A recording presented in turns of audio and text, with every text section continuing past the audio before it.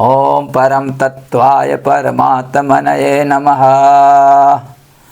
सूरदास जी के सूरसागर सार का ये 30वां भाग है, सो सुनिए। कहाँ वह राहु कहाँ वे रवि शशि, आनि संयोग परे मुनि वशिष्ठ पंडित अति ज्ञानी, रचि पची लगन धरे।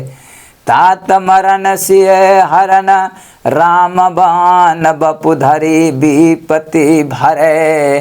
रावण जीत कोटि 33 त्रिभुवन राज करे।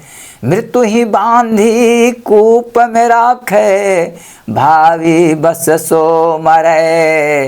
अर्जुन के हरि होत सारथी, सो बान निकरे। द्रुपद सुता को राजसभा, दुःशासन चीर हरे। हरीश चंद सो को जगदाता, सो घर नीच भरे।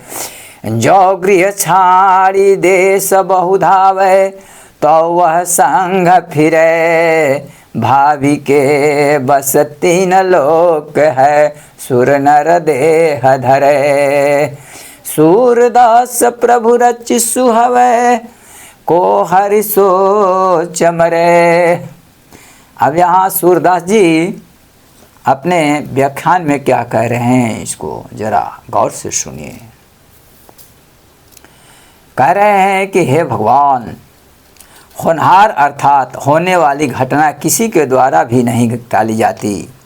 तात्पर्य यह है कि होनहार घटना अवश्य होती है। राहु नाम का यह ग्रह कहा है, और सूर्य तथा चंद्रमा उससे कितनी दूर है। इतने पर भी ग्रहण के रूप में ऐसा संयोग आता है कि राहु सूर्य और चंद्रमा को निगल लेता है। मुनि वशिष्ठ विद्वान और बहुत ज्ञानी थे। उन्होंने राम और सीता के विवाह की तिथि बहुत शुद्ध रूप में निश्चित की थी। इतने पर श्री राम के पिता दशरथ जी की मृत्यु हुई। वन में सीता का हरण हुआ तथा रावण ने वनवासी का शरीर धारण करके विपत्ति झेली। रावण 33 करोड़ देवताओं को जीतकर तीनों लोकों स्वर्ग, धरती और पाताल पर राज कर रहा था।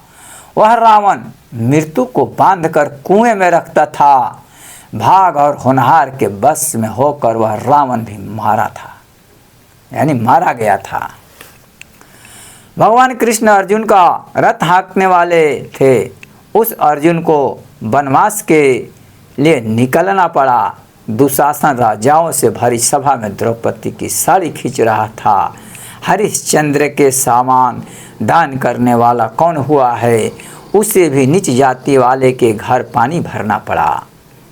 यदि कोई मनुष्य घर छोड़कर बहुत से क्षेत्रों में भागता फिरे, तब भी होनहार उसका पीछा नहीं छोड़ती। तीनों लोक अर्थात पाताल, धरती और स्वर्ग होनहार के बस में है। सूरदास जी कहते हैं कि भगवान ने जो रच दिया है वह अवश्य होगा। इस स्थिति में सोच विचार करके परेशान न होए।